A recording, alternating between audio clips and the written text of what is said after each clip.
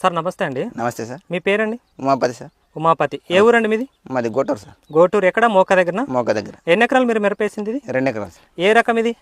5531 sir. 5531 రకం. అవును sir. అయితే మీ చేతిలో ఉన్న డబ్బా మందు పేరు తెలుసా? అవును సార్.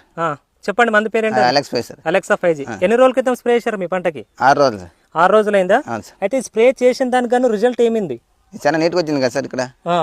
నీట్గా ఈ కాపు రావడం, ఈ పూత రావడం దీనివల్లేనా? అవును సార్. ఏం కలిపి స్ప్రే చేశారు దాంట్లో? అదొక్కటేనా? దాంట్లో ఏమైనా కలిపారా? ఇది ఒకటే సార్. అదొకటే కొట్టినా? ఇది ఒకటే సార్. అదొక్కటే కలిపి స్ప్రే చేయడం వల్ల ముడత పోయిందా? మడత పని సార్. ముడత పోయి మడత పని ఆకు బేస్ నీట్గా చిగురు వచ్చింది. కాపు కానీ సెట్ కట్టదు. కాపీ కొత్త కాపు పూత సెట్ అయ్యేదంతా దానివల్లేనా? అవును సార్. దానివల్లేనా? దీనివల్లే సార్. ఓకే. ఎన్ని రోజులు అయిందన్నారు?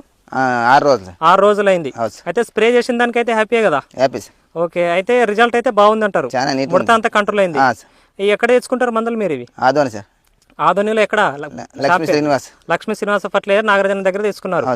ఓకే. ఇది స్ప్రే చేసిన దానికైతే రిజల్ట్ బాగున్నాయి కదా? చాలా నీట్గా ఉంది. తోటి రైతులు ఎవరైనా వాడుకోవచ్చా? బేకనాలి సార్. మీరు చెప్పారా మరి రైతులకు ఎవరైనా చెప్తున్నారా? చెప్తారు సార్. చెప్తున్నారా? అవును సార్. ఓకే. ఎట్లా తెలుసుకున్నారు మరి ఈ మందులు మీరు?